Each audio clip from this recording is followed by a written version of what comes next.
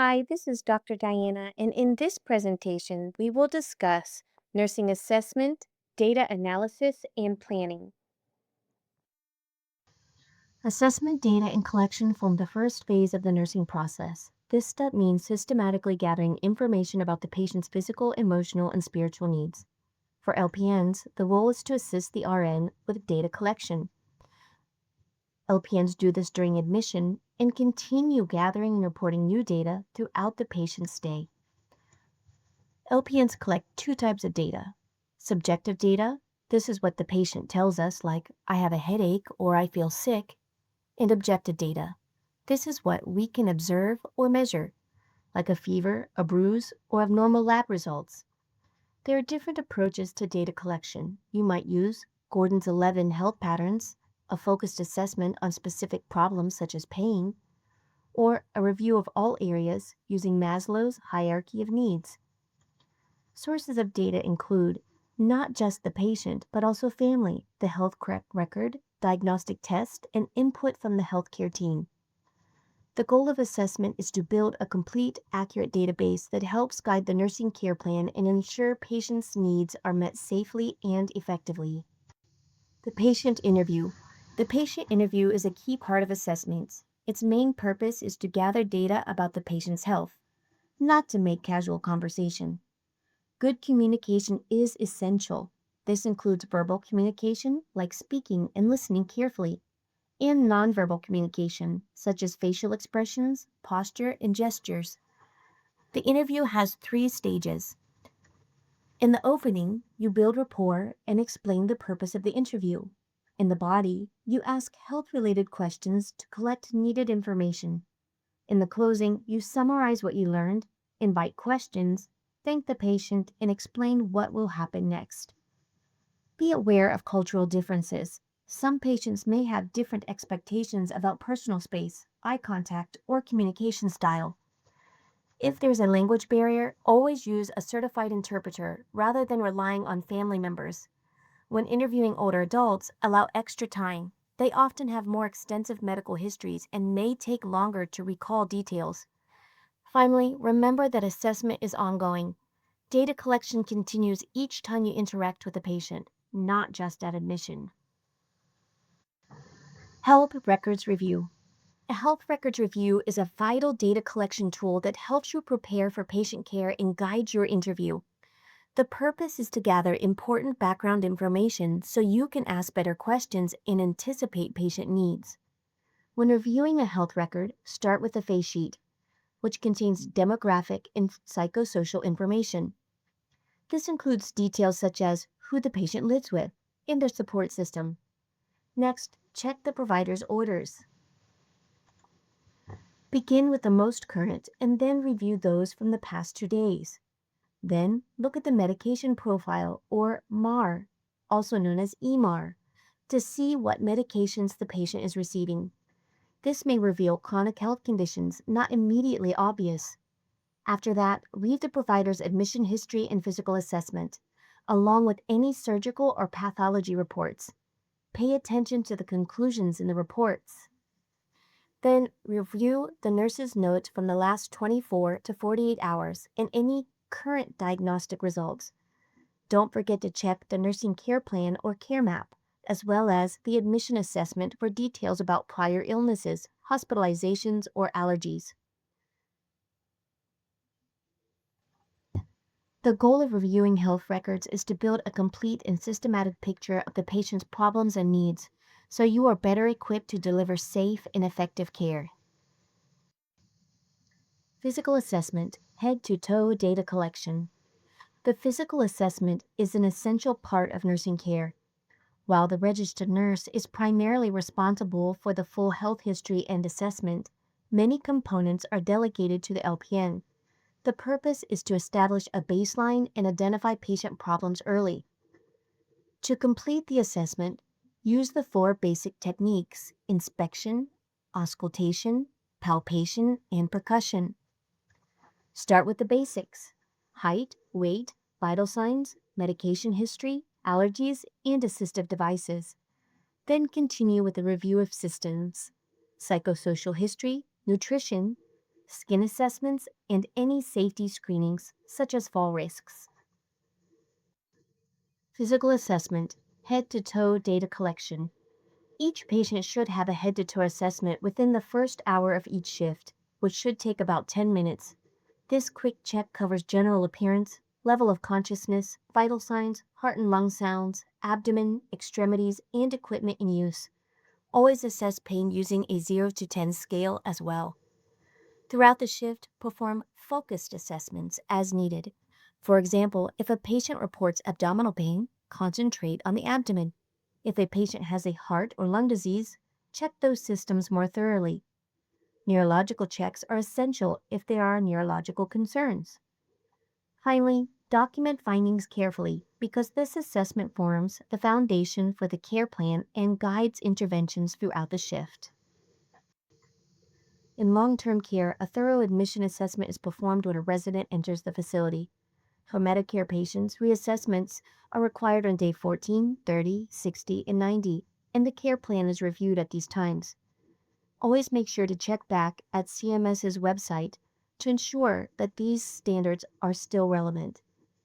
Reassessments are also needed if the patient's condition changes. In addition to usual physical, health, and medication history, the RN and LPN team perform a functional assessment. This shows what activities of daily living the patient can do independently and where help is needed. We also assess personal preferences, such as food choices, sleep and bathing routines, and hobbies. Admission also includes fall risk assessment, skin assessment, and mental status check.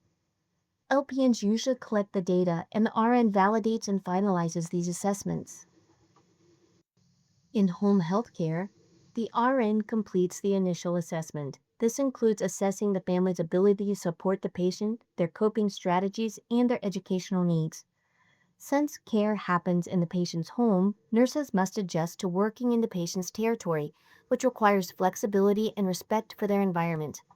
For LPNs in private duty or home care, the role is to perform daily assessments, document carefully, and report any changes to the registered nurse supervisor. This ensures patient safety and continuity of care. The second step of the nursing process is data analysis and problem identification. Here, we take all the information gathered during assessment and begin to make sense of it. This step involves recognizing cues such as signs, symptoms, or abnormal findings. Then we cluster related cues together. For example, frequent urination, incontinence, and burning with urination all suggest a urinary problem. We also look for missing data and consider contributing factors such as a stroke or other medical condition. Once data are organized, we make inferences or hypotheses about the patient's problems. These inferences lead to the development of problem statements or nursing diagnoses, which are written by the registered nurse. LPNs assist by providing input, helping cluster data, and later contributing to the care plan. A nursing diagnosis or problem statement typically includes three parts. First, the patient's problem or response. Second, the related factors that cause or contribute to the problem. Third, the defining characteristics or the signs and symptoms. This process ensures that the care plan addresses not just medical conditions, but how the patient is responding to those conditions, which is the focus of nursing care. Please note, the registered nurse writes the diagnosis. The LPN assists with care and planning. Keep in mind, no role is any more important than the other. It is a true collaboration between the RN, LPN, and all other members of the interdisciplinary team. All right, so now we have a patient scenario, so we can see how nursing diagnoses are formed. Victoria Torres, age 76, room 728, bed A, suffered a stroke 3 days ago and has left-sided weakness, also known as hemiparesis. Mrs. Torres has difficulty with bladder control and urinary incontinence.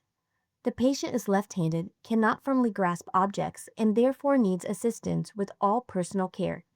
Mrs. Torres is receiving physical therapy to strengthen the muscles in her left arm and leg and is learning to walk with a walker, but tires very easily. Our first example of a nursing diagnosis is incontinence related to neurological impairment as evidenced by inability to retain urine. Let's break this one down. First, we have the problem, or the nursing diagnosis label. This is a concise term or phrase representing a pattern of related cues or human response. It comes from a standardized list, like NANDA 1 diagnoses. In this case, our problem is incontinence. Next, we have the etiology, the related to statement. This identifies the cause or contributing factors of the problem. It explains why the problem is occurring. In this case, we have related to neurological impairment. This means that the problem, incontinence, is occurring because of the cause, neurological impairment. Last, we have the signs and symptoms, or the as evidenced by statement. This includes the objective and subjective data or assessment findings that support the diagnosis. In this case, as evidenced by inability to retain urine. This is how nursing diagnoses are formed. There should always be a problem, the etiology or cause, and the signs and symptoms. And the phrasing is consistent for each nursing diagnosis. There's always a related to phrase and an as evidenced by phrase in this order. So what's another example for Mrs. Torres? Altered mobility related to decreased motor function and left-sided weakness as evidenced by inability to bear weight. Our problem? Altered mobility. Our etiology or cause, the related to statement, is related to decreased motor function and left-sided weakness. Our signs and symptoms or as evidence phrase is as evidenced by inability to bear weight. A third possibility, because she's at risk for falling, would be risk for falling or risk for harm, or maybe potential for injury related to neurological impairment. On this slide, we see a concept map that helps us visually organize the health problems and needs of the patient we just discussed, Victoria Torres, who suffered a stroke. A concept map is a tool that links together patient problems, needs, and priorities, making it easier to plan and provide care. At the center is the primary issue, in this case, neurological deficits caused by the stroke. From this, we can identify several related problems. Hygiene and self-care needs. Mrs. Torres requires assistance with all personal care. Elimination problems. She is incontinent of urine, which must be addressed for her safety, comfort, and dignity. Nutrition needs. She has difficulty feeding herself and holding a glass, which places her at risk for poor nutrition and dehydration. Safety concerns. Due to her weakness and impaired mobility, she is at risk of falling. Activity limitations. She must use a walker, and fatigue plays a role in limiting her independence. Rest and comfort. Because of fatigue and her condition, adequate rest is necessary for recovery. The purpose of using a concept map is to help nurses see how all of these problems connect and overlap. It also helps in prioritizing care. For example, safety and elimination issues may be addressed first, while still planning long-term interventions for nutrition and independence. This tool reflects how the nursing process and clinical judgment measure model are applied. By recognizing cues, clustering them into related problems, and then prioritizing, nurses can create an effective and individualized care plan. When writing a problem statement or nursing diagnosis, we must include defining characteristics. These are the signs and symptoms that prove the diagnosis is accurate for the patient. Signs are things you can see, measure, or verify. For example, a bruise on the arm, elevated temperature, or high blood pressure reading. Signs are always objective data. Symptoms, on the other hand, are what the patient tells you. For example, if the patient reports, "I have a headache" or "I feel nauseated," you can't measure or see those directly. You must rely on the patient's word. Symptoms are subjective data. Problem statements and nursing diagnoses differ from medical diagnoses.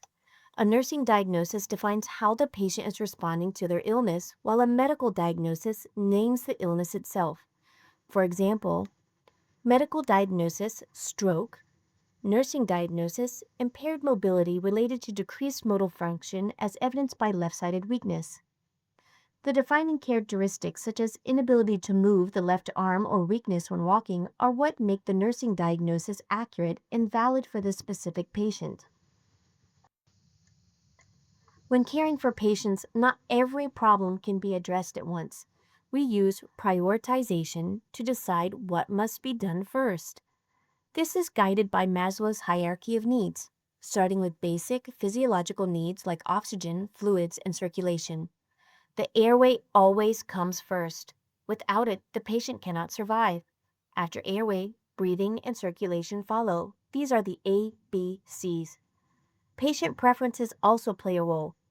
For example, if a patient is in severe pain, they may value pain relief over food or sleep at that moment.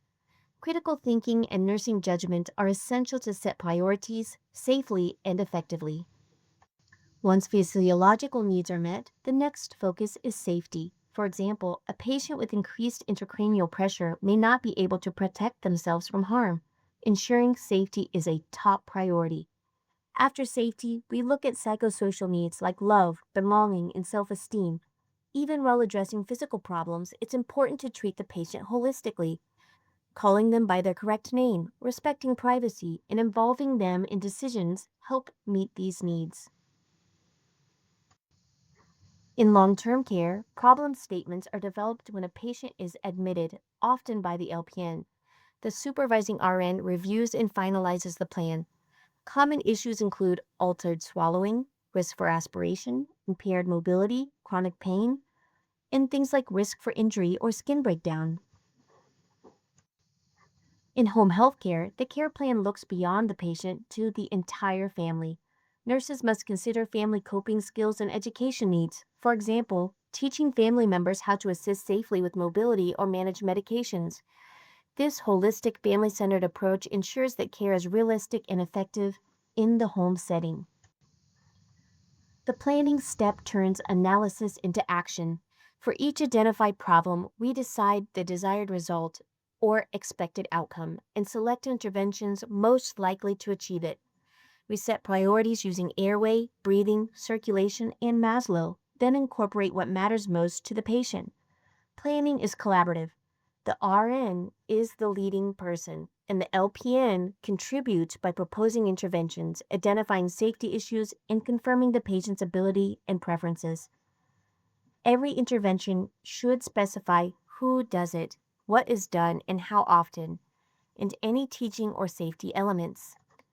Finally, we document the plan so the whole team can carry it out consistently and collaboratively. Goals give direction. Expected outcomes let us measure success. Short-term outcomes are the immediate targets for this admission. Long-term outcomes often extend into rehab. Use SMART wording and keep outcomes patient-focused. The SMART acronym stands for specific. The goal should be clear and detailed. What exactly is it to be accomplished? Measurable. You should be able to track the progress of the goal. Achievable, the goal must be realistic, given the available resources, time, and abilities. Relevant, the goal should align with the patient's needs or nursing priorities. And time-bound, there should be a deadline or time frame for achieving the goal. By being focused, the wording should focus on what the patient will do, not what the nurse will do. Agree on outcomes with the patient and team. Quick examples are pain related to skin interruption due to a surgical incision. So what's a short-term goal? Patient rates pain less than or equal to 3 out of 10 within 30 minutes of analgesic plus ice and splinting. How about a long-term goal? By post-op day 3, the patient ambulates 150 feet with pain less than or equal to 4 out of 10 using oral analgesics only. These outcomes make evaluation straightforward and guide the choice and timing of interventions. Planning in long-term care mirrors acute care. For every identified problem, we create specific expected outcomes and choose interventions.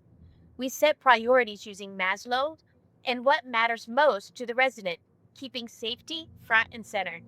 Fall prevention, skin protection, medication safety, and wandering precautions. Don't forget emotional and psychosocial needs, belonging, self esteem, and purpose. Families are key partners. Invite them to the initial planning session and to regular care plan reviews. The LPN often gathers assessment data and proposes practical interventions. The registered nurse validates and finalizes the plan. Home health planning is family centered. We co create outcomes with the patient and family so the plan fits their routines, capacity, and preferences. Teaching is essential: meds, mobility, skincare, nutrition, and equipment. Using plain language and return demonstration.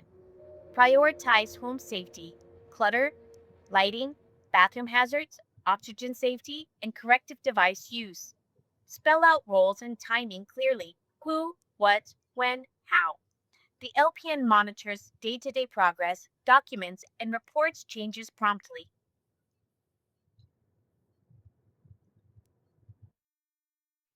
Interventions are the action plan that drives outcomes. Brainstorm what could help, then select the most effective and feasible options for the setting, such as long term care or home. Cover three buckets: 1.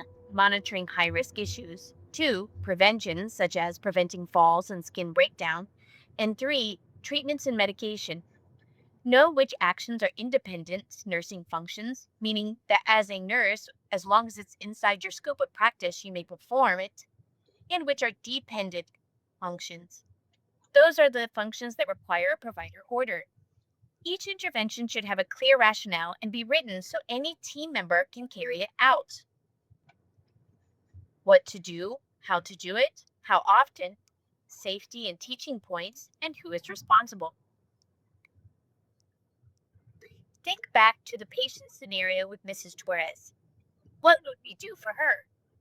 We'll schedule range of motion to her left side 3 times a day, ensure she calls for assistance before ambulating, reinforce physical therapy exercises she can perform in bed, and provide ordered meds and treatments while monitoring progress toward her expected outcomes. Documentation of the nursing care plan. The nursing care plan is not complete until it is documented in the patient's health record. While the registered nurse initiates the care plan, the LPN often plays a key role in constructing it. However, the RN must always review and approve it before it becomes official. The plan should be written immediately after admission data is collected so that care can be individualized right away. The documentation may be on FEBR records or electronic health records, depending on the facility. The planning process includes 3 main steps. 1. Selecting problem statements that describe the patient's health issues or risks.